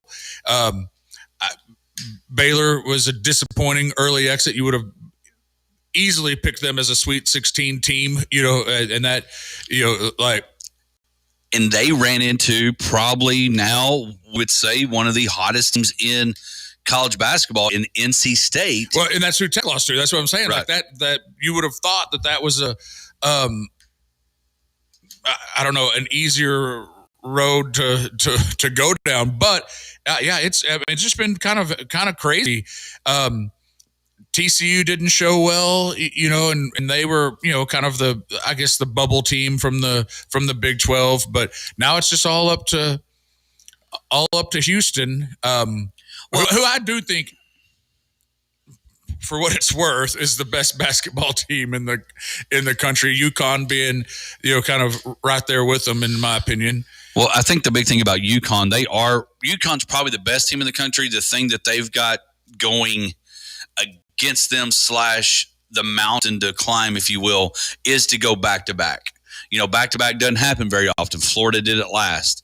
And so that's one of their challenges they've got to do. But when you're winning your Sweet 16 game by 30, that's a pretty good thing. And now you're able to rest guys and all those things. So UConn last night wins 82-52 over San Diego State. Clemson, we mentioned it, Josh, you mentioned it earlier. Clemson beating Arizona, the number 2 seed, 77-72, and then Bama. A lot of people. The debate was, would Purdue or North Carolina be the first number 1 seed out? North Carolina answered that call, playing last night, losing to Alabama 89-87, and then Illinois in the Big Ten winning 72-69 over Iowa State. And the ACC. The league that when you used to think of college basketball, you thought of them because it was North Carolina, it was Duke, NC State, Wake Forest, all those. And they've actually now got 4 teams. One's less now because UNC lost. But, that league's kind of played well. And NC State tonight will take on Marquette. That's an interesting game. Yeah, and I think, and there's no more – when you look at these – Creighton has had success, so I don't think anybody looks at Creighton as a Cinderella. All the slippers, if you will, have fallen off, and I would say the Cinderellas would be Clemson and NC State, because Clemson comes in as a 6 seed, NC State is an 11, had to battle even to get in. So there's really no more slippers, I wouldn't think. Well, I think NC State, except Mr. Burns, and that's a big slipper. Yeah, that dude is huge. O-line, D-line. I do think that NC State, it's hard. Usually you think of the Cinderella as it's like Gonzaga back in the day, or whatever that team in Indianapolis. Butler. Yeah, just these guys that you've never really heard of, but then suddenly make a run. And NC State, being a Power 5 school, doesn't kind of have that feel. But like I said, they squeaked into even getting into the tournament. They had to fight and claw to get an 11 seed, and then to make this run. It's just pretty solid. And so that's a game that I do want to see. I do want to watch that, just because I do still have Marquette picks. So like, I still have a chance to score another point, but where do you have Marquette at? I've got Marquette losing to Houston in the next, as far as my bracket goes, right. But Marquette winning tonight gets you more points. Gets me more points, But on the Cinderella side, the kind of like, but watching Burns Jr. like do his, he just got out of football practice to come over to join the basketball. He really is he looks like to me one of those like small town like.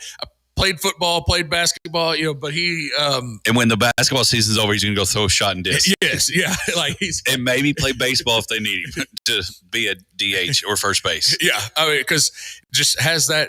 He is a big, strong man with a really quick step. Just that post move spin that he's got is impressive. And I've never seen him play a game until the tournament, which is one thing that I like. Just that.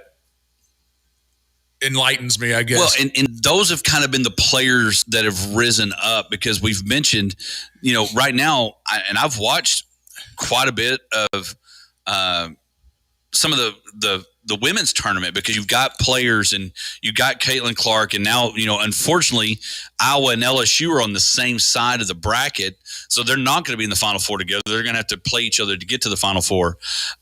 But we're starting to see some pop up. Burns being the guy that everybody's kind of – I'm really not watching NC State. I'm watching Burns.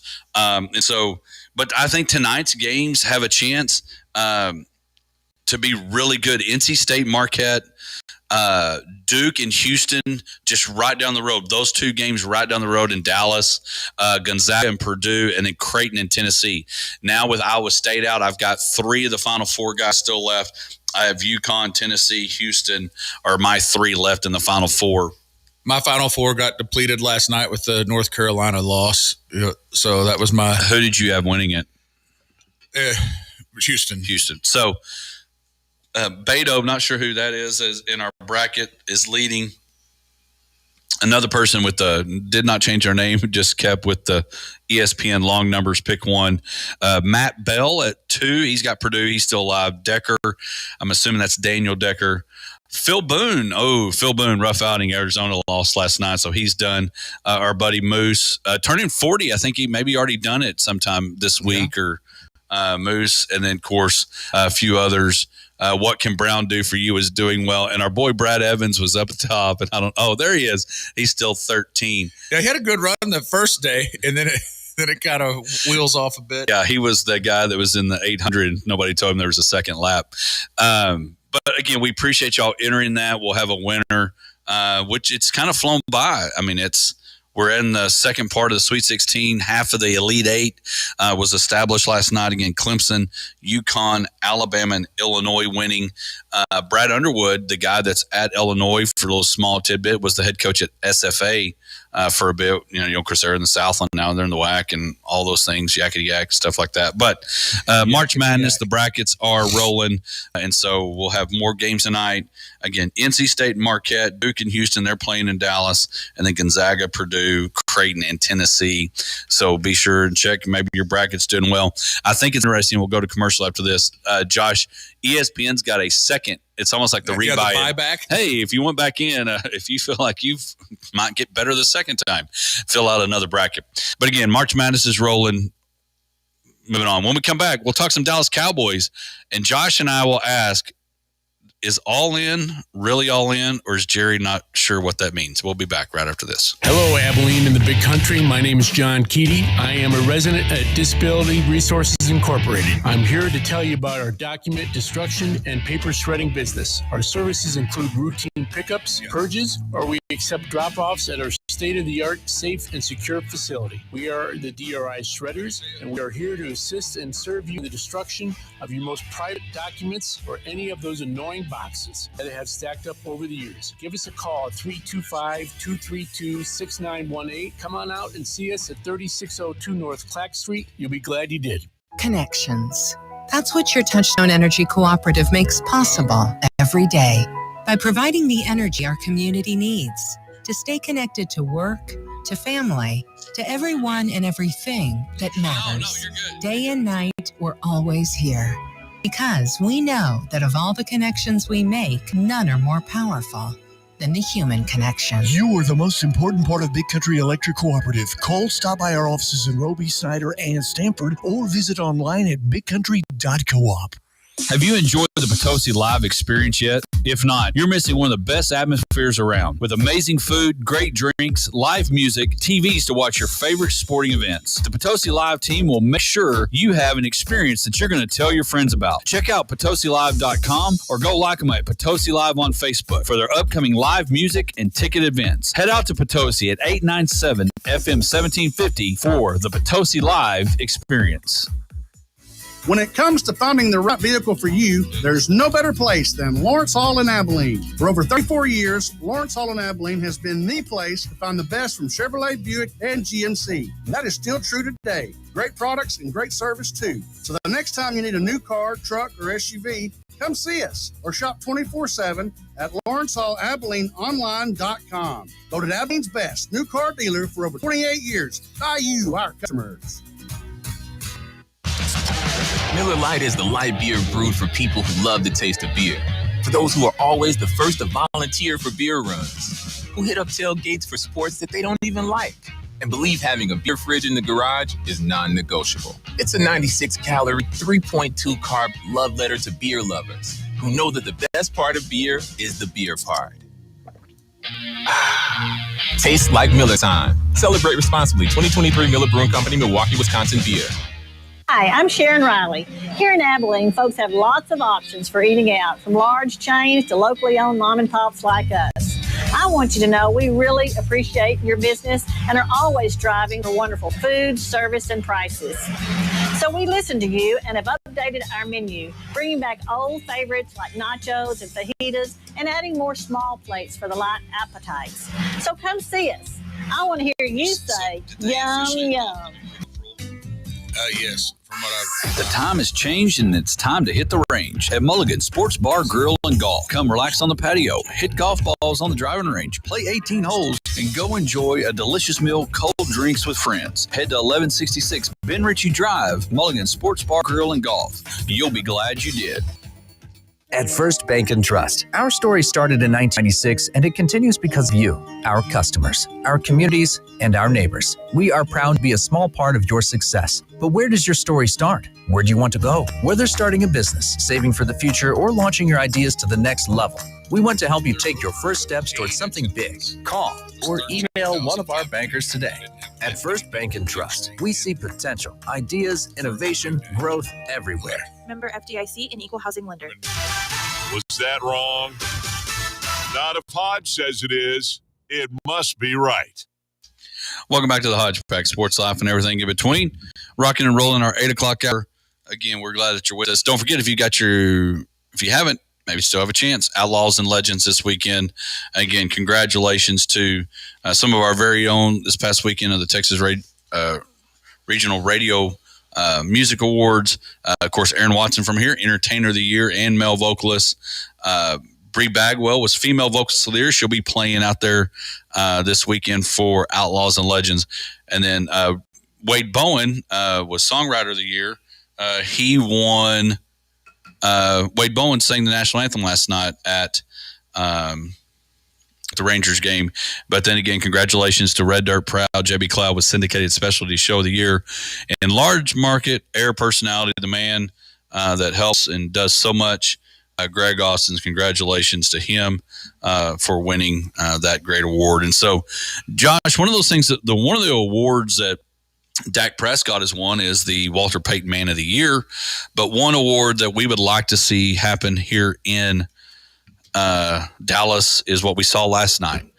Another champion or a championship. It would be the Dallas, another one, but Dak's first. And Jerry Jones said all in. And what all in to me, Josh, is what the Rams did when they sent everybody off to get Matthew Stafford. They threw in Odell Beckham. They did all this to win a Super Bowl. All in for Jerry seems like more like hokey pokey, but we're not even really sticking that right arm in or shaking it about. We're leaving it out. That situation is very strange to me because, yes, he has that first press conference, says the all-in thing, and then we go to free agent season, and then dud. We lose players, lost a lot of depth. That is going to have to be replaced. And I agree. I've talked to some people that were talking about some of the guys that left the Cowboys and how much money they made, and that becomes a problem. And we talked about that a little bit last week. And I do agree that some of them weren't worth the money that they got elsewhere. They were role players with the Cowboys that are looking to have a bigger role with new teams, and I get that completely. But I don't even know how they're filling out the roster currently. And in the Dak Prescott thing is one of the odder things that I've ever really seen, when they have a announcement that they have mutually agreed to not do a contract extension. So he's basically the lame duck quarterback. He's got a lame duck head coach. Yeah. Got 1 year left on his contract, and that's going to be it. And I guess he's leaving. After that, it made me think I would not be surprised if he was traded before this season starts. I don't know what that would look like as far as what moving forward. It just seems like the wheels just kind of fell off, and I don't know, got stuck in a rut. I don't. I'm kind of speechless about it because it's so weird. Well, to announce that your franchise quarterback, the guy who is took over from Tony Romo, and the franchise felt like we're going in the right direction, and then just to be like, no, we've mutually decided we're not signing an extension. It's. Have you ever even heard of that, saying that we're like, this is our last year, we're good? Well, it would be different if he was. Look at what they have a chance to do in Kirk, and we can look it up. But Kirk Cousins was at the free agent mark and just went to the Falcons. What I don't understand is, and we talk about it, and I say we as sports radio across the country, there's 32 teams in the NFL. There's not 32 good starting quarterbacks. No. There are some that have to settle on who their quarterback is. Nothing against some people like Geno Smith. He had a good little run. But there's people that just don't have great quarterbacks. And I don't know if Dak is great. I know, and if Greg's listening, he'll text me in just about a moment. I don't know if Dak's great, but he's really, really, really, really, really good. And the upgrade out there that you're going to get, if he's a little cheaper, maybe, but probably not, because I go back to this. Daniel Jones, quarterbacks, yes. Daniel Jones made $40 million and signed it. And now the Giants don't know what they want to do. And it happens with coaches, and it happens with starting quarterbacks. My frustration is Jerry's in his 80s. He's 82. Jerry, yes, I know he loves making money. Totally get it. I mean, he's had everything in AT&T Stadium besides maybe thumb war wrestling, and maybe that'll be coming in 2025. But I also know he wants to find a way to win a Super Bowl without Jimmy Johnson. And so in doing that, Dak's got to be a part of that, in my opinion. And you've got to go ahead and put that money in, and you got to put money towards CeeDee Lamb, and you got to sign Micah Parsons. But when you look at the depth chart, and you mentioned it, Josh, nothing against Dodal. He's not a starting running back. No. Nothing against Deuce Vaughn. He's not played a down outside of preseason, and he's listed as number 2. And I know you can go draft those things, and you had Tyron Smith leave, and now he's in New York. You've got pretty much everybody that was working with Dan Quinn on the defensive side, and a few other offensive guys went with him. That's my frustration, is that the all-in didn't even get close. Yes, you were absolutely correct in the fact is like, you would have been better off not saying anything, to make that comment and then follow it up with just, and you can, like I said, you can defend the business side, and that's not just the Jerry wanting to make money business side. I mean, the legitimate business side of football. You have a salary cap. You have to stay within those limits. You cannot sign everybody, even if there was no salary cap and Jerry could just spend all of his money, you still wouldn't be able to afford everybody that you wanted. I mean, it's not exactly like DraftKings, but it's like DraftKings. Well, it is very much. You got to get X, and you would love to have Patrick Mahomes, Christian McCaffrey, Travis Kelce, Tyreek Hill, you name the others. But you can't spend that. You've got to find who's a $3,000 value wide receiver, so you can have the studs up top. Right. And Aaron Laughlin says on our social, Jerry obviously had a knee-jerk reaction to getting blown out, saying all in, he had to stop the bleeding from the fan backlash, and it worked for that moment. The problem is it worked for that moment, but nobody forgets that. Right. Nobody forgets what you said when you say all in. It's kind of like Jay Monahan. He said, hey, we're going to stand behind, and then now we're merging, and he doesn't look very good. That's the frustration I think the Cowboy fans have, is because right, wrong, indifferent, it does not help what happened across the street. No.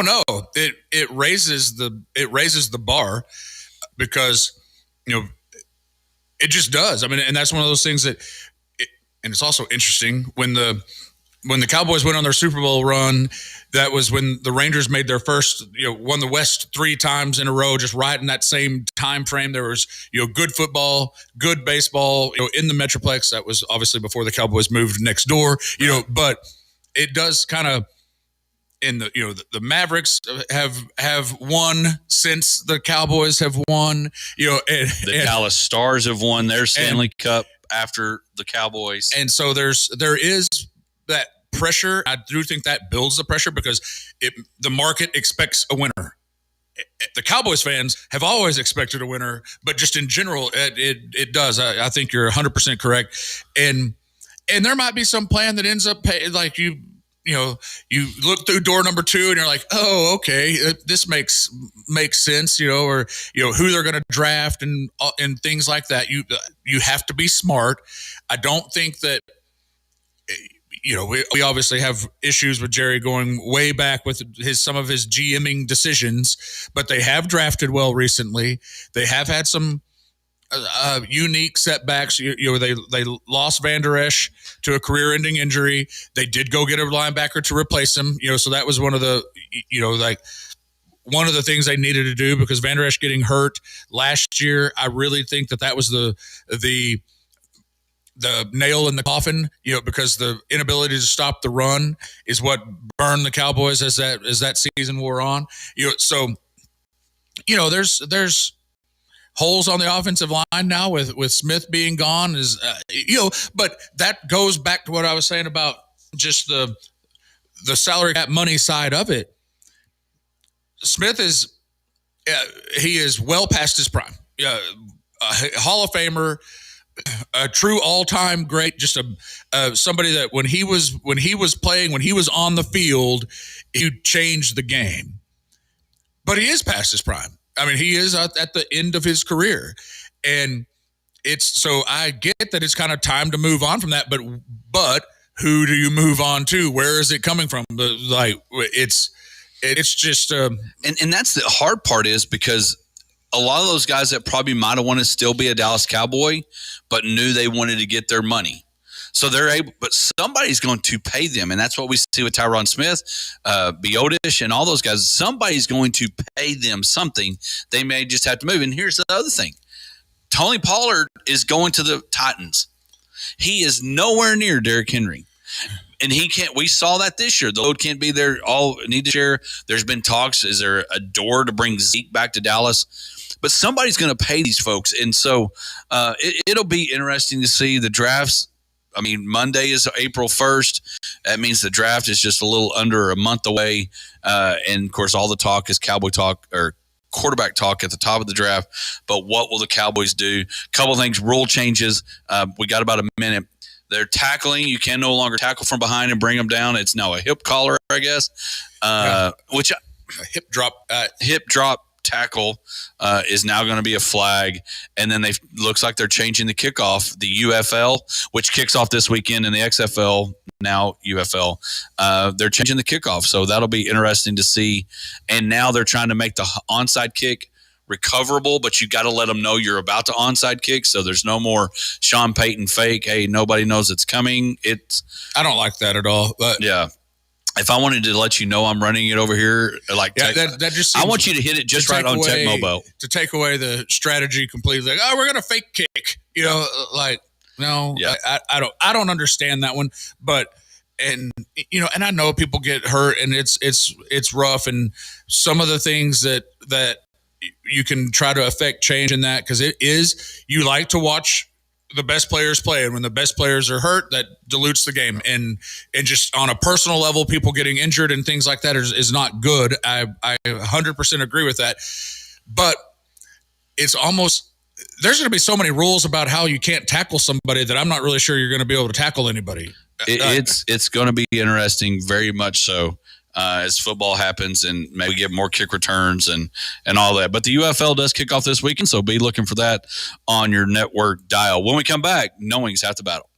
Hello, Abilene and the Big Country. My name is John Keaty. I am a resident at Disability Resources Incorporated. I'm here to tell you about our document destruction and paper shredding business. Our services include routine pickups, purges, or we accept drop-offs at our state-of-the-art, safe, and secure facility. We are the ERI shredders, and we are to assist and serve you instruction of your most private documents or any of those annoying boxes that have stacked up over the years. Give us a call at 325-232-6918. Come on out and see us at 3602 North Clark Street. You'll be glad you did. At First Bank and Trust, our story started in 1996, and it continues because of you, our customers, our communities, and our neighbors. We are proud to be a small part of your success. But where does your story start? Where do you want to go? Whether starting a business, saving for the future, or launching your ideas to the next level, we want to help you take your first steps towards something big. Call or email one of our bankers today. At First Bank and Trust, we see potential, ideas, innovation, growth everywhere. Member FDIC and Equal Housing Lender. Your laptop, TV, mobile phone, or devices. You might say your Touchstone Energy Cooperative is in the business of keeping you connected to everyone and everything that's essential. Day or night, we're always here, making life easier.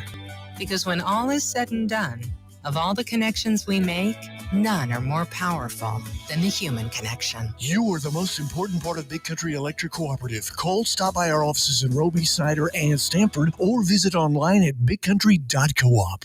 When it comes to finding the right vehicle for you, there's no better place than Lawrence Hall in Abilene. For over 34 years, Lawrence Hall in Abilene has been the place to find the best from Chevrolet, Buick, and GMC. And that is still true today. Great products and great service too. So the next time you need a new car, truck, or SUV, come see us or shop 24/7 at LawrenceHallAbileneOnline.com. Voted Abilene's best new car dealer for over 28 years by you, our customers. Have you enjoyed the Potosi Live experience yet? If not, you're missing one of the best atmospheres around, with amazing food, great drinks, live music, TVs to watch your favorite sporting events. The Potosi Live team will make sure you have an experience that you're going to tell your friends about. Check out PotosiLive.com or go like them at Potosi Live on Facebook for their upcoming live music and ticket events. Head out to Potosi at 897 FM 1750 for the Potosi Live experience. That to-do list you have needs one more thing. Chill. It's an easy thing to do.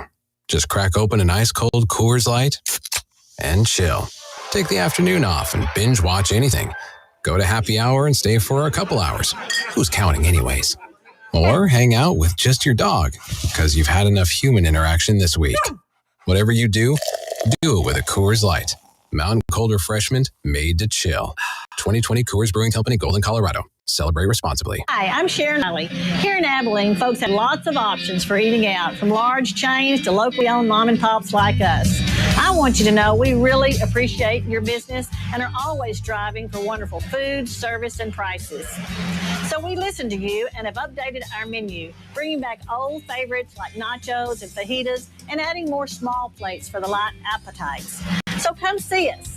I want to hear you say, yum, yum.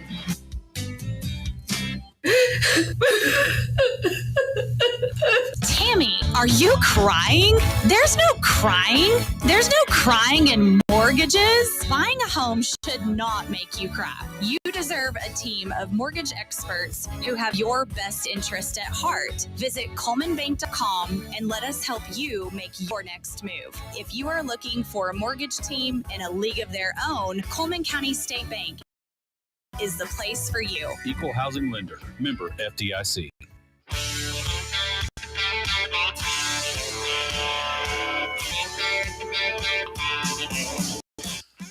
Well, welcome back to the Hodge Pack, sports, life, and everything in between. Don't forget, again, Outlaws and Legends this weekend.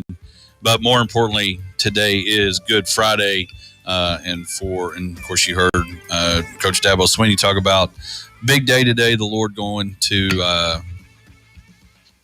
the cross today, so big day to celebrate. But again, as I mentioned, Sunday is coming, and so I hope everybody has a great Easter weekend with family and worship and what you do this weekend. But we're glad that you're with us, and it is now time for one of our favorite segments, and that is Knowing is Half the Battle. Now we know. And knowing is half the battle. All right, yeah, the obviously opening day, as we've talked about a lot, it's something that I totally out on, and I have for a long time. Made quite a few opening day trips, to go to the ballpark.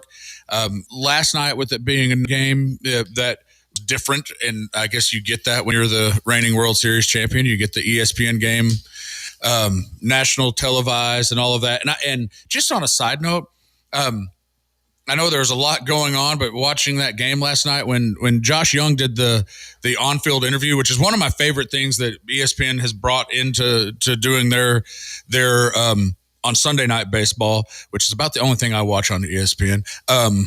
But that guy on the field playing the game, wearing a microphone and talking with the commentators. Did you see that last night? Yeah. This is completely off subject, but just something that just popped into my mind.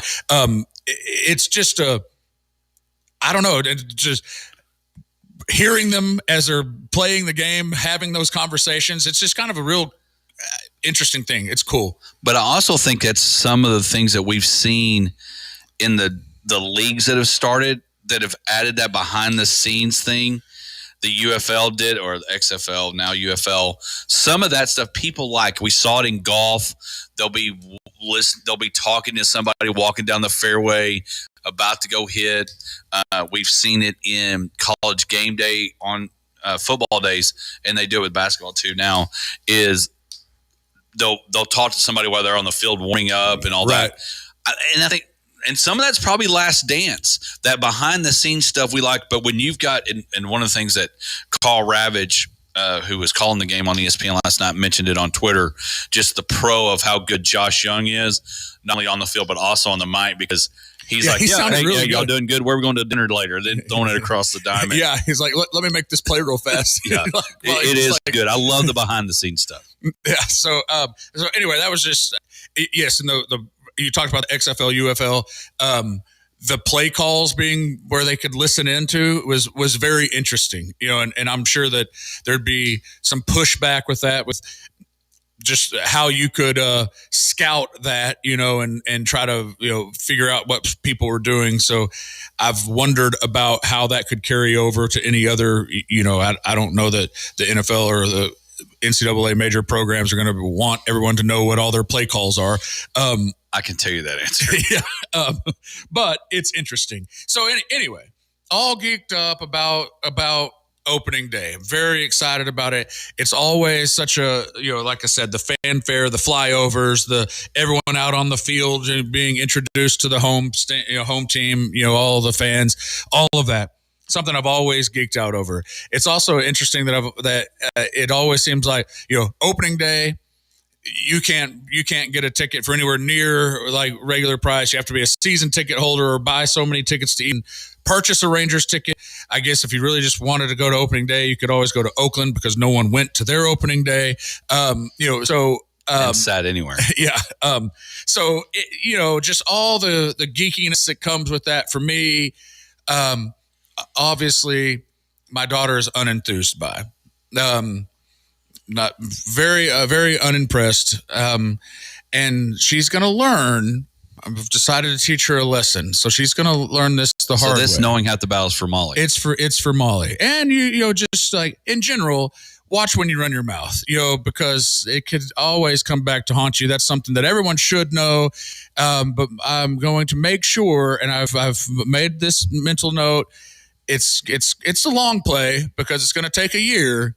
But because of her comments yesterday to my geekiness, I'm going to go to opening day next year with her brothers, and she's staying home. So that's the lesson that she's going to learn. We don't have breaking news sounder, but breaking news. Because she made fun of me for being too excited about opening day, and she's going to regret it. Now, I would like to make sure we have this in writing because I first of all, you're going to have to probably get Leanne on board. But I guess Leanne. Leanne, when I told her, she was like, I said, me and the boys are going to opening day next year, and Molly's not. And she was like, well, you didn't ask me if I could go. And I was like, well, you have to stay with Molly. She disagreed with that part. But well, Molly, and so that is true. One, you got to be careful what you say because we've learned a new saying in that people keep receipts. I don't know who was the first one to say, I'm going to keep receipts. It's kind of funny. It's kind of ran its course. It's almost like it is what it is. Yeah. But I agree with that because here's the thing. And honestly, that you can learn your lesson as well. I've got a lot of lessons to learn. Is that what's funny about sports is it's such a wide gamut of it. And people probably like other things and different things about it. Where, it's me with golf and I'm excited about the Masters and all that. But there is, when people, they are giddy. I mean, there are people this weekend that are giddy about Outlaws and Legends. They go every year, they save their money for it and all that. But opening day is the same thing. And understanding, and again, those are the joys and excitements that we get from those things that we're built. I think we're built in a way that draw us to those. And so I agree. I think, and the good thing is on 2025 opening day, Molly has a whole year really to maybe redeem herself. But on for the lesson to stick, I have to stick to my 100%. But in 2025, when she's having to watch it from her house and a disgruntled mom because she didn't get to go, hopefully in 2026, the appreciation will be different and maybe she'll get to go. Well, yeah, I think that it's one of those things that you really do need to experience to really get the full joy of it, to be at an opening day. because even when the Rangers were not good, there's still that opening day excitement. I mentioned the 2010 walk-off by Jared Saltamacchia for that was a game that I was at. David Murphy scored the winning run on a single. I can remember it very well. And like I said, they made the World Series that year. That was not a year that they were expected to go to the World Series. There was not a huge fanfare. The team was getting better. 2009 was a decent year, but it all came together and they went to the World Series. And that's the hope of opening day. Like obviously last year people weren't even picking the Rangers to make the playoffs, much less a deep run in the playoffs, be the champion. So on opening day, everybody's in first place, so that part of the excitement, and then all the fanfare, they bring out all the stars. Like we saw last night, Pudge Rodriguez catching the first pitch from some guy that decided to wait 15 minutes to throw it, which I'm not sure what was going on. I thought he might have had a stroke on the field. But all that excitement, the players announced and run out on the field, the whole team welcomed, the training staff and all of that, which is the only time that you see those guys all year. Being there and seeing that is that's what makes you have that yearning. So if you don't ever see it, then maybe you don't know how cool it is. So I can give the benefit of the doubt, and I will make sure her brothers get to be part of that before she does. So, and again, you mentioned the guy. I was trying to look it up. Longtime Ranger fan, got to throw out the first pitch, and even Pud. It was almost like he was shaking up. No, not on that pitch. Okay. Pudge was like, "Are you going to throw it?" He goes, "No, come on, let's go." I think Pudge was saying, "I can't stay in this catcher stance for very much longer anymore." He's lived up to his nickname. Yeah, he's living up to the Pudge. But it was a big night. But I do think embracing those and getting to experience those, because I do think the reason opening day is big, and you mentioned that everybody is undefeated. It's kind of like, really the NFL draft has become they've bounced it around from city to city. It's become a bigger production because you're hoping, can I get that guy? That hope. Can I get that draft pick that does change our franchise? But I think what's interesting, we got a little bit of time before we head off to the weekend, is you mentioned nobody in 2010 thought the Rangers would do what they did. Nobody in 2023 thought the Rangers would do what they would end up doing. To me, them and UConn and the Chiefs found a way to win back-to-back Super Bowls. Is the pressure of now the expectation is there. We've seen it with Clemson. Now, people expect those things, that you do win and you put yourself in a position. It'll be interesting, and I do think, and I've said it all along, I think one of the best things that the Rangers ever did was get Bruce Bochy. Oh, right. I mean, he changed the culture, and I don't think they win last year without him, just because of that presence and, not necessarily even the X's and O's of what goes on the field, but I agree with that completely. And, that you talk about that hope and that expectation this year, obviously the Rangers come in as reigning World Series champions with pretty much the same team on the field. I know Montgomery being the key, of that cog that's not back, but there's obviously from the fan side, from the Rangers side, you're thinking, we got to go try to repeat. They're not getting a lot of love, national media, and that could add some I guess some drive, some fire, that you're not getting any respect, but a lot of more people talking about the Baltimore Orioles in Texas.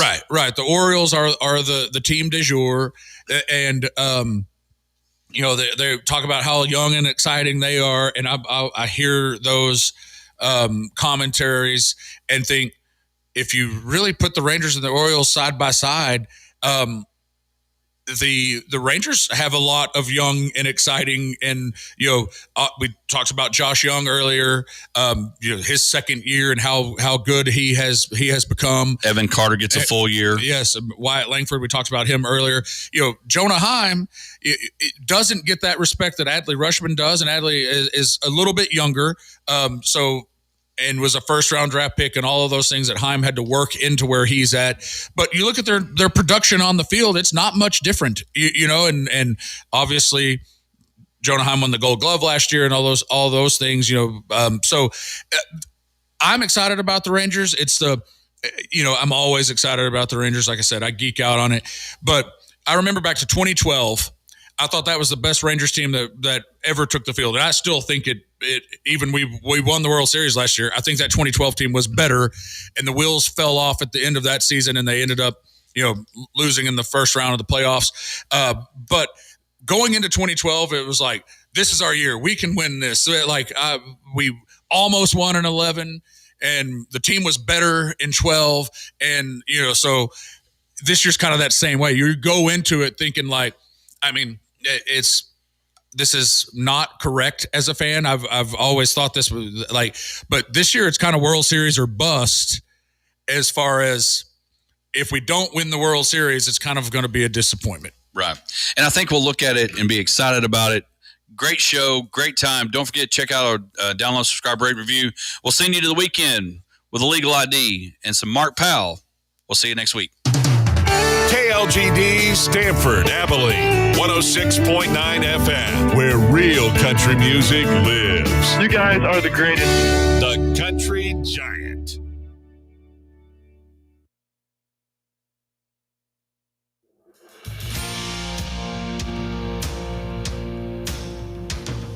The sun don't shine in the